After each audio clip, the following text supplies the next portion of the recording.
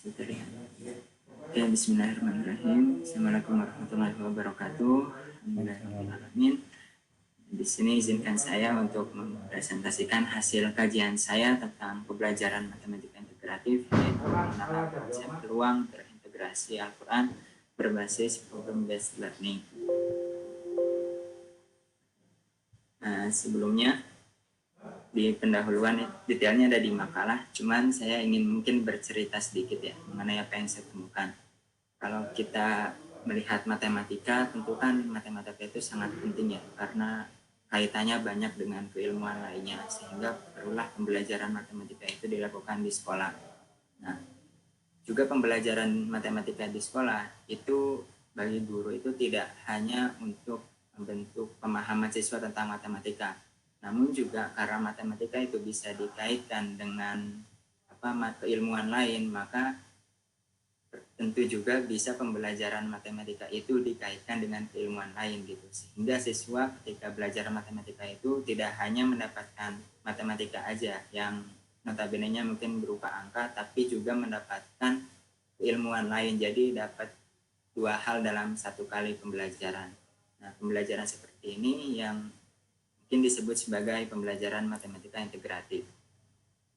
Kemudian lebih khusus lagi, mengerucut lagi, kalau pembelajaran matematika integratif yang berbasis matematika integratif dulu ya, matematika yang berbasis Al-Quran ini mungkin sudah banyak dikaji di kalangan akademisi seperti Pak Syakir dan kawan-kawannya. Itu sudah banyak, mulai dari konsep himpunan dalam matematika, konsep pecahan dalam matematika dan sebagainya. Namun saya melihat bahwasanya kalau di konsep peluang ini kayak belum banyak dikaji konsep peluang yang terintegrasi dengan Al-Quran, sehingga menurut saya ini akan menjadi sebuah kajian yang cukup menantang gitu.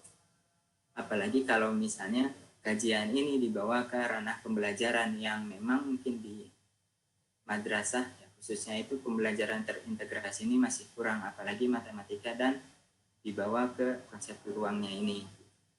Nah, untuk terkait pembelajarannya, setelah saya kaji, kebanyakan model pembelajaran yang digunakan dalam menjelaskan materi peluang itu menggunakan problem based learning dan juga model discovery. Namun saya di sini hanya menggunakan problem based learning karena saya dalam nanti penjelasannya mengharapkan di pembelajaran itu siswa mengkaji Al-Quran. Jadi siswa itu tidak hanya belajar matematika, namun siswa itu juga akan membuka Al-Quran, mau tidak mau, dengan problem based learning ini. Nah, kalau misalnya kita lihat ya, pembelajaran dari sejarahnya dulu lah, mengenai teori peluang gitu, atau peluang. Peluang itu kan di sejarahnya diawali ya, diinisiasi oleh Girolamo Cardano yang merupakan seorang matematikawan yang mengambil konsep ini sebagai dari konsep perjudian, gambling gitu ya. Bahkan kalau kita lihat teman-teman buka gitu ya, buku-buku peluang, buku materi probabilitas gitu, mesti ada objek-objek yang berhubungan dengan judi, seperti koin. Kalau misalnya koin kan angka atau gambar, itu kalau di Indonesia mungkin main tuo biasanya, itu jadi judi juga. Atau main dadu, alat-alat yang berhubungan dengan mungkin kalau permainan monopoli ataupun gambling, dan juga kartu bridge yang mungkin ada hubungannya dengan permainan poker gitu ya. Dan ini hal-hal yang menurut saya ini jauh dari nilai-nilai Islami, bahkan lebih mengarah kepada permainan yang lebih ke judi gitu. Jadi saya rasa perlu adanya integrasi antara matematika dengan Al-Quran, lebih khususnya pada konsep peluang. Kalau misalnya kita berbicara peluang, ada 4 hal yang harus dipahami dulu di awal. Yang pertama itu percobaan. Mesti di setiap materi peluang itu ada percobaan, yang mana nanti dari percobaan itu akan menghasilkan kemungkinan-kemungkinan. Misalnya kayak percobaan pelemparan dadu, kalau misalnya percobaan tendangan penalti, atau percobaan pelemparan koin dan sebagainya, itu kan percobaan, nanti ada hasil kemungkinan-kemungkinannya. Nah, nanti dari kemungkinan-kemungkinan itu munculnya sesuatu dari percobaan. Misalnya kalau koin dilempar itu kan dapat angka. Angka itu disebut sebagai kejadian, dan gambar juga disebut sebagai kejadian. Jadi dari percobaan-percobaan itu nanti menghasilkan kejadian-kejadian. Nanti dari kejadian-kejadian itu berada pada sebuah ruang sampel. Nah, dari ruang sampel itu ditentukanlah titik-titik sampel. Jadi pada dasarnya materi peluang ini adalah materi yang berdasarnya itu pada himpunan dulu, himpunan ruang sampelnya. Kalau kita tidak bisa menemukan dari ruang sampel itu himpunan-himpunannya, maka akan sulit untuk menemukan materi peluang ini, mengajarkan gitu ya. Misalnya pada percobaan melempar dadu, kan percobaan dan sebuah koin. Terus kalau apabila dadu dilempar sebanyak 1 kali, maka kan ada 6 ruang sampel yang dimana itu merupakan sisi-sisi dadu, yaitu 1, 2, 3, 4, 5, 6. Kalau koin kan ada 2 ruang sampelnya, angka dan gambar. Kalau dilemparnya 2 kali berarti bisa angka-angka, angka gambar, gambar-gambar, dan gambar angka. Kemudian terkait peluang nih masih teorinya, banyaknya peluang satu kejadian. Misalnya ada kejadian A yang merupakan himpunan juga dengan ruang sampel S, ya, maka banyaknya peluang kejadian A itu, rumusnya banyaknya kejadian A dibagi banyaknya ruang sampel. Untuk materi peluang yang ingin saya kaji, saya kerucutkan lagi ke peluang kejadian majemuk. Nah, peluang kejadian majemuk ini adalah peluang yang memiliki lebih dari 1 titik sampel. Peluang kejadian majemuk ini melibatkan 2 peluang kejadian atau lebih. Jadi nanti ada 2 kejadian, ada kejadian A dan kejadian B. Nanti dilihat keterkaitan antara kedua kejadian itu. Kalau di peluang kejadian majemuk ini, kalau di SMA biasanya dibagi jadi 4 subbab gitu ya. Ada kejadian saling lepas, ada tidak saling lepas, ada saling bebas, dan kejadian bersyarat. Ini masih teorinya dulu. Kalau kejadian saling lepas itu misal ada 2 kejadian, kejadian A dan kejadian B, dan di antara 2 kejadian itu tidak ada irisan, jadi tidak ada titik sampel yang saling beririsan. Jadi kejadian A ya udah kejadian A, kejadian B, kejadian B. Kalau misalnya di rumusnya itu merupakan gabungan dari kejadian A dan kejadian B yang dihitung peluangnya itu sama dengan peluang kejadian A ditambah peluang kejadian B. Sebagai contoh kan kalau pelemparan 2 buah dadu, maka hitunglah peluang muncul dadu berjumlah 6 atau dadu berjumlah 12. Nah kan di sini yang ada 2 dadu. Kalau yang kejadian muncul berjumlah 6 itu kan ada 15, 24, 33, 42 dan 51. Jadi banyaknya kejadian A itu adalah 5. Kalau misalnya kita misalkan B itu sebagai kejadian muncul dadu berjumlah 12, maka B itu hanya ada 1. Hanya ada 6 dan 6 ini. Jadi untuk peluang dari A gabungan B itu kan peluang dari A ditambah peluang dari B.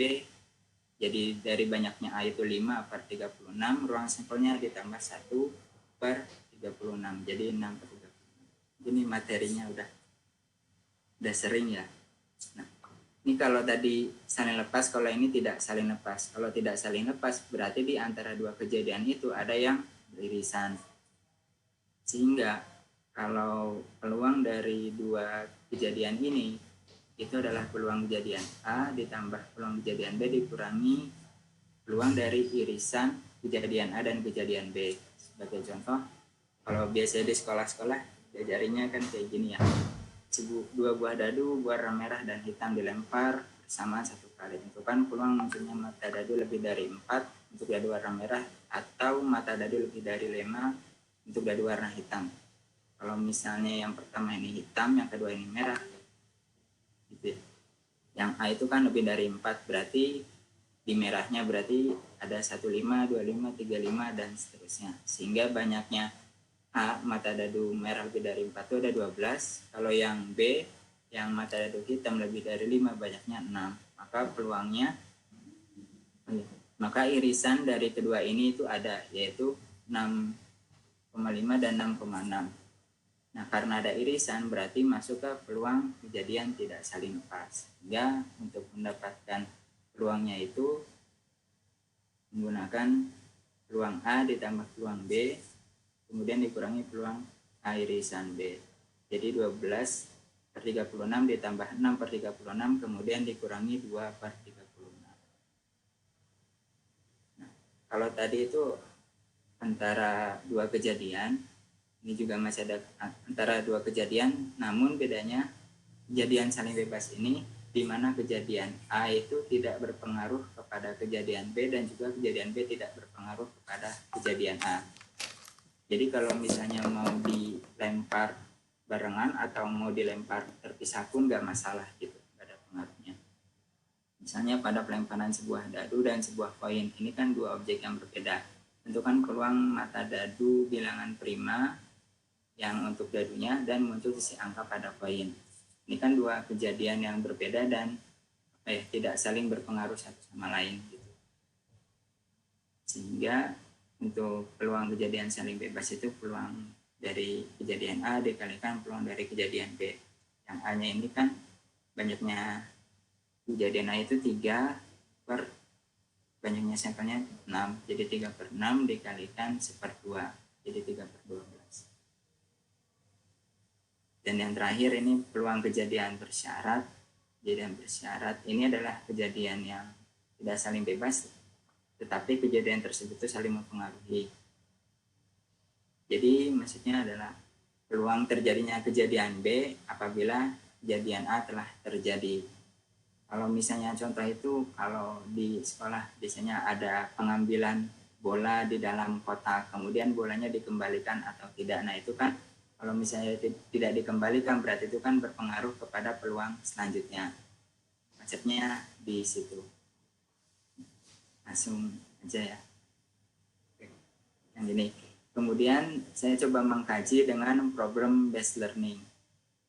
Kenapa kok pakai problem based learning? Karena yang ingin saya integrasikan itu adalah pada masalah-masalah di probabilitasnya ini. Jadi dari situ saya ingin siswa itu mengamati bahwasanya problematika di probabilitas di peluang itu tidak hanya pada dadu lagi, pada kartu bridge lagi, enggak, tapi ada hal-hal yang lebih islami. Jadi menggunakan problem based learning awalnya. Jadi kalau tahapannya ada 5. Yang pertama itu orientasi peserta didik pada masalah. Jadi ini kalau dari guru ya, perspektif guru itu guru menjelaskan tujuan pembelajaran, memberikan konsep-konsep dasar, kemudian memotivasi siswa. Yang kedua itu mengorganisasi peserta didik untuk belajar. Jadi membantu peserta didik untuk mengidentifikasi konsep dan mengorganisasikan permasalahan. Kayak tadi dibagi peluang kejadian majemuk itu ada 4, apa aja gitu. Kemudian yang ketiga itu membimbing individu dan kelompok. Nah di sini dari dua ketiga ini peserta didik itu udah dibentuk kelompok gitu ya. Kemudian diberikan sebuah problematika dan kelompok-kelompok itu harus menyelesaikan problematika yang telah dirancang oleh guru maupun problematika yang real padanya gitu. Jadi di tahap ketiga ini guru membimbing peserta didik untuk mencari informasi dan juga mendorong peserta didik untuk menyelesaikan masalah. Dan yang keempat itu mengembangkan dan menyajikan hasil karya. Nah setelah peserta didik itu berkelompok dan menyelesaikan problematika tadi, maka peserta didik diberi kesempatan untuk mempresentasikan atau menampilkan hasil karyanya mereka. Itu entah dalam bentuk laporan ataupun hasil diskusinya seperti apa dan sebagainya. Dan yang terakhir menganalisis dan mengevaluasi proses pemecahan masalah. Jadi di bagian akhir ini pengajar itu mulai mengevaluasi hasil presentasi dari kelompok-kelompok tadi dan juga menyimpulkan terkait materi yang telah dipelajari. Kemudian kalau dari model integrasi matematika dengan Al-Quran, saya memilihnya dengan Al-Quran, enggak dengan religion atau hadis, dengan Al-Quran dulu. Kalau di yang kajian artikelnya Pak Syakir itu kan ada 4, ada matematik from Quran, ada matematik to Al-Quran, tentunya juga dibagi 2, ada to explore atau to deliver. Kemudian ada matematik with Al-Quran dan terakhir matematik for Al-Quran. Nah, yang saya pakai di sini yang matematik to deliver Al-Quran. Jadi spesifik di sini aja, nggak di 1, 3, 4, enggak. Di yang nomor 2 cuman to deliver arahnya. Kalau metode penelitian ini masih gunakan penelitian kualitatif dengan kajian perpustakaan. Nah, kajiannya dilakukan terhadap Al-Quran, nanti lebih spesifiknya juz amma, kemudian buku pembelajaran kelas 12 SMA, buku modul pembelajaran matematika juga, artikel-artikel jurnal seperti artikelnya Pak Sakir. Kemudian penelitian ini yang saya gunakan itu melakukan modifikasi terhadap masalah peluang kejadian majemuk. Jadi yang diingat itu modifikasi, apa yang dimodifikasi masalah terkait peluang kejadian majemuk dengan model matematik to deliver Al-Quran. Nah, yang nanti integrasinya ini diharapkan bisa berjalan sesuai dengan model pembelajaran yang digunakan, yaitu model pembelajaran berbasis masalah atau problem based learning. Karena modifikasinya terhadap masalah, maka saya juga menggunakan model pembelajaran yang berbasis masalah.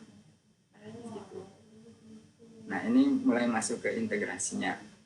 Kalau tadi kan kita lihat di peluang itu masih ada 4 hal. Ada percobaan, kejadian, ruang sampel, dan titik sampel.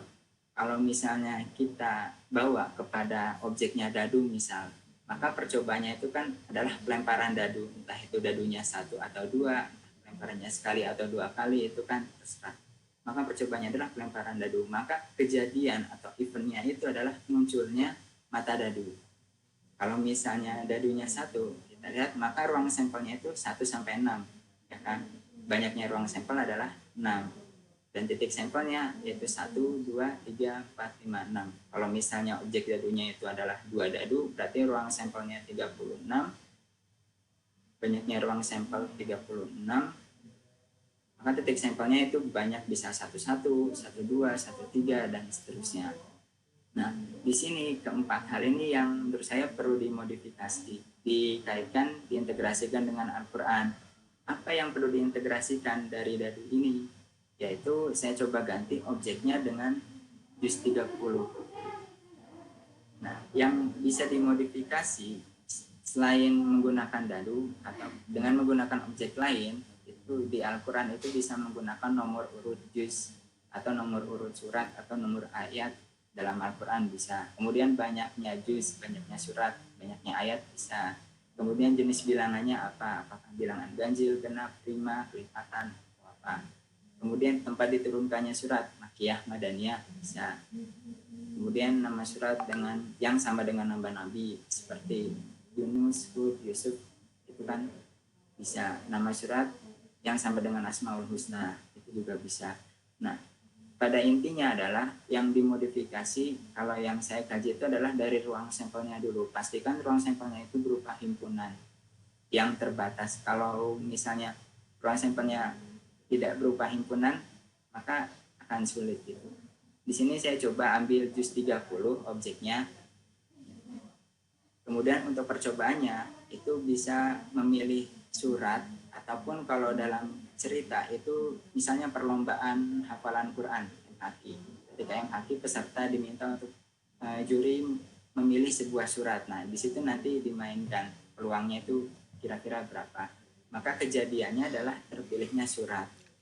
Nah, untuk ruang sampelnya karena saya menggunakan juz 30 atau juz amma, berarti ada 37 surat. Iya, maaf, ini harusnya dari 78, 78 sampai 114. Ya, kemudian banyaknya ruang sampelnya adalah 37 dan titik sampelnya itu tiap surat, jadi An-Naba, An-Naziat, Abasa, dan seterusnya. Ini kelanjutannya. Jadi setelah ditentukan objeknya, misal saya pakai juz 30, kemudian coba kita amati ruang sampelnya. Nah, hendaknya himpunan pada ruang sampel itu ada subhimpunan lagi di dalamnya, yang dimana subhimpunan itu saling beririsan. Kenapa Pak harus saling beririsan? Gitu ya. Karena peluang kejadian majemuk itu kan bergantung pada titik sampel yang saling beririsan antar kejadian. Sehingga kalau misalnya kita ambil antar subhimpunan, sebisa mungkin ada irisan di antara subhimpunan itu. Ya, kalau misalnya ini juz 30 kan bisa dibagi ya. beberapa kategori. Jadi misal berdasarkan banyaknya ayat, terus kemudian banyaknya surat juga bisa, nomor surat bisa, tempat diturunkan bisa, kemudian dari banyak ayat bisa di breakdown lagi, jadi ada ganjil genap atau prima, nomor surat juga bisa dilihat lagi ganjil genap atau prima. Kalau misalnya menggunakan diagram form kayak gini, jadi himpunan surat pada juz amma bisa dibagi menjadi banyaknya surat, yaitu ada 37 surat. Kemudian urutan suratnya dari 78 sampai 114. Itu kan ada banyak angka, 78 sampai 114. Nah, itu bisa dibagi lagi, yang ganjil ada berapa, yang genap ada berapa, yang bilangannya prima ada berapa. Terus banyaknya ayat, tiap surat juga bisa dibagi lagi, bisa ganjil, bisa genap, bisa prima. Atau misal kita kategorikan kelompoknya atau himpunannya berdasarkan diturunkannya surat, apakah di Makkiyah atau di Mekah atau Madaniyah. Ternyata ada surat Madaniyah di juz 30 itu ada.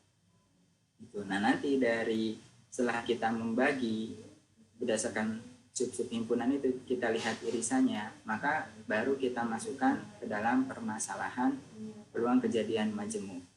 Misalnya yang pertama, peluang kejadian saling lepas terintegrasi Al-Quran. Ini contoh pada soalnya ya. Nah, berapakah peluang terpilihnya surat dalam juz amma dengan banyaknya ayat adalah bilangan prima atau banyaknya ayat adalah bilangan genap? Di sini banyaknya ayat bilangan prima pada juz amma, kita misalkan dengan A itu kan ada banyak ya. Mau gak mau siswa kalau dikasih ini masih buka Quran. Jadi ada beberapa surat, ada An-Nasr, Al-Kautsar, Al-Asr, dan sebagainya. Kalau misalnya kita lihat ayatnya, itu ada yang 3, 3, 3, 5, 5, 5, 5, 7, 11, 19, dan 29. Maka banyaknya himpunan A ini adalah 16. Sehingga probabilitas dari A atau peluang dari A itu 16 per 37. 37 ini kan banyaknya ruang sampel, banyaknya surat juz amma. Kalau yang B banyaknya ayat yang bilangan genap. Nah, yang bilangan genap ini itu coba kita urutan di juz amma ada Al-Ikhlas, Quraisy, An-Nas, dan sebagainya, seterusnya sampai ditemukan banyaknya itu adalah 17. Itu jadi peluang dari himpunan surat di juz amma yang ayatnya membentuk bilangan genap adalah 17 per 37. Nah, pertanyaannya kenapa kok ini bisa masuk ke kejadian saling lepas dan integrasi Quran? Emang di himpunan A dan B ini nggak ada irisan ya? Ternyata memang nggak ada. Kan banyaknya ayat adalah bilangan prima atau banyaknya ayat adalah bilangan genap. Di juz amma itu tidak ada banyaknya ayat bilangan prima sekaligus bilangan genap.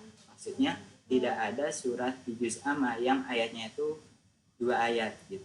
Kan nggak ada. Maka di sini termasuk ke peluang kejadian saling lepas. Kemudian selanjutnya masih di juz amma ruang sampelnya peluang kejadian tak saling lepas. Kalau peluang kejadian tak saling lepas berarti nanti ada irisannya di antara dua kejadian ini. Bisa kejadian soalnya gitu ya. Berapakah peluang terpilihnya surat dalam juz amma dengan banyaknya ayat adalah bilangan genap atau surat yang diturunkan di Madinah? Jadi himpunan yang pertama itu himpunan surat yang banyaknya ayat membentuk bilangan genap. Maka kita cari ada Al-Ikhlas, Quraisy, An-Nas, Al-Kafirun, At-Takasur, dan seterusnya. Banyaknya ayat itu ada yang 4, ada yang 6, 8, dan seterusnya. Kalau dilihat ada 17, jadi peluangnya itu 17 per 37. Nah, kalau yang B itu himpunan surat yang diturunkan di Madinah di juz amma. Itu kan ada 3, ada Al-Bayyinah, Al-Zazalah, An-Nasr, dan ini keliru. Ya, ada 3 ayat, jadi 8, 8, dan 3. Yang diturunkan di Madinah ada 3 per 37. Nah, kemudian ada irisannya, yaitu himpunan surat yang diturunkan di Madinah dan juga ayatnya genap, yaitu Al-Bayyinah dan Al-Zazalah. Maka peluang dari irisan B ini adalah 2 per 37. Jadi untuk peluang dari A gabungan B-nya ini, kalau dimasukkan ke rumus tadi, itu adalah 18 per 37. Kemudian yang ketiga, peluang kejadian saling bebas yang terintegrasi Al-Quran. Karena ini saling bebas, kejadian A dan kejadian B tidak saling mempengaruhi gitu ya. Kalau contohnya, berapa peluang terpilihnya surat dalam juz amma dengan urutan ganjil dan terpilihnya juz dalam Quran dengan urutan ganjil. Nah, di sini surat di dalam juz, yang satunya juz di dalam Quran. Maka kan udah beda kejadiannya. Sehingga himpunan A dan himpunan B tidak saling mempengaruhi satu sama lain. Kalau misalnya kita jawab gitu ya, himpunan surat yang urutannya bernilai ganjil pada juz amma itu ada 18 surat, jadi peluangnya 18/37. Kemudian himpunan yang B-nya, himpunan juz yang bernilai ganjil dalam Al-Quran ada 15 juz, berarti 15/30 peluangnya. Maka peluang A irisan B itu adalah 18/37 dikalikan 15/30, jadi 9/37. Dan yang terakhir, ini peluang kejadian bersyarat terintegrasi Quran. Nah, kalau menggunakan kejadian bersyarat yang saya terpikirkan itu menggunakan percobaannya itu ketika lomba, gitu ya. Misal, Anton merupakan seorang santri TPQ yang mengikuti lomba hafalan juz amma di Kecamatan Waru. Nah, Anton merupakan peserta pertama. Nah, juri meminta Anton membaca 2 buah surat yang dipilih juri secara acak. Ada keterangannya di sini. Adapun surat yang telah dibaca peserta di sesi pertama tidak boleh dibaca kembali. Nah, berarti ini memiliki pengertian kalau surat yang sudah dipilih itu tidak bisa dibaca kembali di sesi selanjutnya. Kalau dalam konsep peluang menggunakan bola di dalam kotak itu berarti bolanya tidak dikembalikan. Maka hitunglah peluang Anton mendapat surat Madaniyah keduanya pada perlombaan tersebut.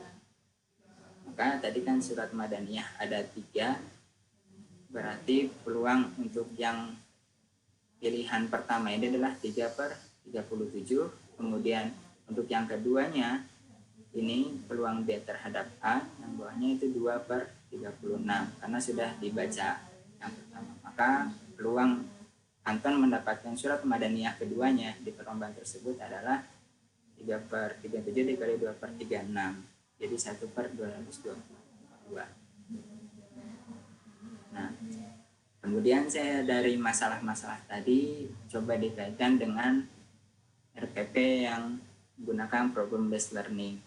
Jadi langsung ke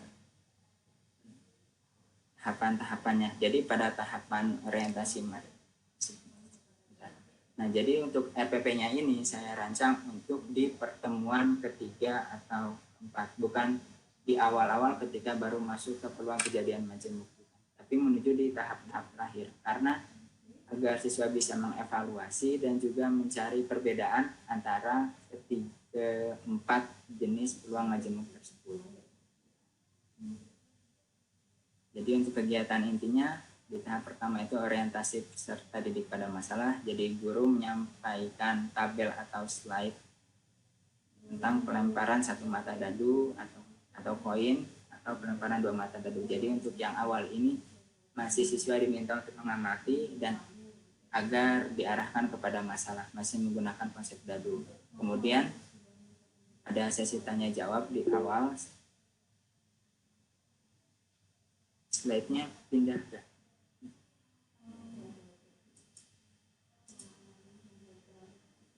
pindah mas. Ya tadi ada bunyi takutnya. Oke, kemudian yang kedua itu mengorganisasikan siswa dalam belajar. Nah, di sini baru peserta didik dibentuk kelompok ya, dan mereka mulai mencari informasi tentang peluang kejadian majemuk, meskipun sebetulnya sudah diajari di pertemuan-pertemuan sebelumnya. Itu apa aja. Dan kemudian peserta didik diarahkan untuk mengamati dan memahami masalah yang terdapat dalam LKPD. Kemudian tahapan ketiga membimbing kerja individu dan kelompok. Nah, di sini kalau guru itu membimbing, mengawasi, memantau, memberi bantuan, scaffolding kalau perlu. Kalau peserta didik mengumpulkan informasi dari berbagai sumber untuk menyelesaikan permasalahan yang terdapat di LKPD. Nah, di sini mau gak mau siswa pasti membuka juz amma, pasti membuka Al-Quran. Pasti siswa itu mencari mana surat Makkiyah, surat Madaniyah, mana yang ganjil dan genap. Sehingga integrasinya itu tidak hanya pada soal, tapi juga pada tindakan siswa mencari informasi di juz amma. Kemudian mengembangkan dan menyajikan hasil karya. Setelah problem itu dijawab, maka siswa diminta untuk mempresentasikan secara berkelompok tadi hasil kinerja dari siswanya. Kemudian untuk permasalahannya itu menggunakan LKPD. Jadi disusun LKPD-nya yang memang dirancang untuk pembelajaran ini. Dan yang tahap terakhir itu menganalisa dan mengevaluasi proses pemecahan masalah. Jadi guru itu memberi kesempatan peserta didik untuk memberi tanggapan setelah ada yang menyampaikan hasil diskusinya, kemudian guru memberikan jawaban yang benar, memberikan kesimpulan, mengevaluasi ataupun mengoreksi. Nah, di sini juga guru bisa memberikan pelajaran bahwasanya dalam Al-Quran itu juga bisa dikaitkan dengan matematika, dengan konsep matematik to deliver Al-Quran ini. Kurang lebih seperti itu dari LKPD-nya. Kemudian untuk LKPD-nya ini masih soal yang tadi diintegrasikan, ya. Jadi ini dibuat untuk per kelompok di mana siswa mencoba menyelesaikan masalah-masalah yang ada di sini, mulai dari yang terdefinis, dari yang mulai definisi banget gitu ya, sampai ke yang berupa contoh yang terintegrasi. Misal soal 1, 2 kejadian A dan B merupakan kejadian saling bebas, saling lepas jika apa. Maka siswa menjawab saling lepas itu apa sih cirinya, apa sih definisinya gitu. Maka irisan B itu apa, dan seterusnya. Kemudian baru yang soal 2 itu mulai yang terintegrasi. Jadi peluang terpilihnya surat dalam juz amma dengan banyaknya ayat adalah bilangan prima atau banyaknya ayat adalah bilangan genap. Maka di sini udah mulai ada langkah-langkahnya juga. Seperti itu. Soal ketiga, soal keempat dan kelima. Di makalah juga udah ada.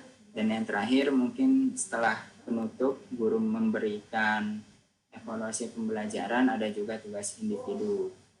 Yang tugas individunya juga sama masih terintegrasi Al-Quran. Contohnya yang pertama, hitunglah peluang terpilihnya sebuah surat yang namanya diambil dari nama Nabi atau sebuah surat yang diturunkan di Madinah. Atau kalau misalnya mau diintegrasikan kepada religion, saya coba mungkin agak menemukan gitu ya. Jadi kayak misalnya ini, Pak Amir merupakan jamaah haji yang sedang mengikuti ibadah haji.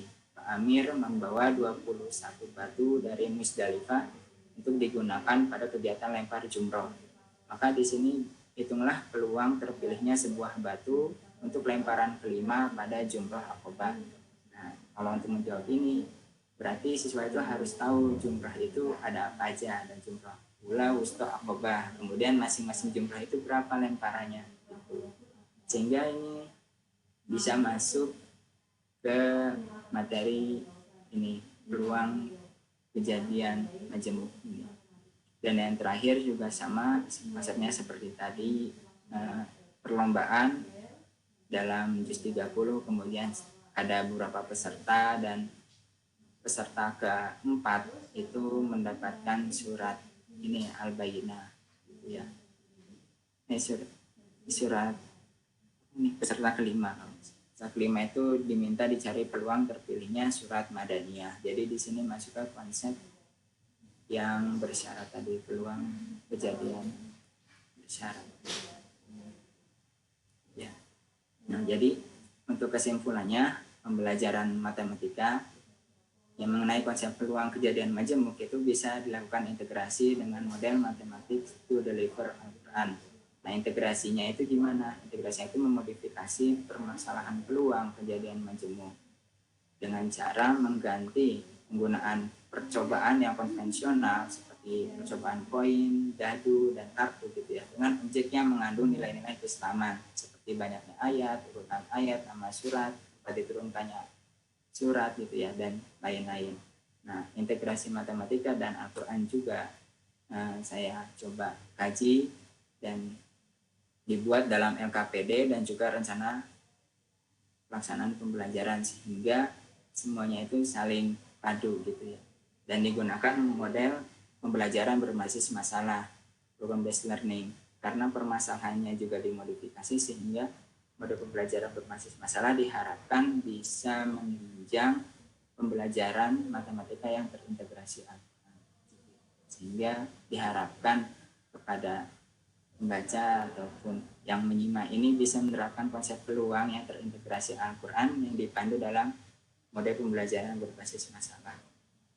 Mungkin cukup sekian yang bisa saya sampaikan. Mohon maaf kalau banyak kekurangannya. Saya minta saran, kritik, ataupun kalau ada pertanyaan saya persilahkan. Terima kasih.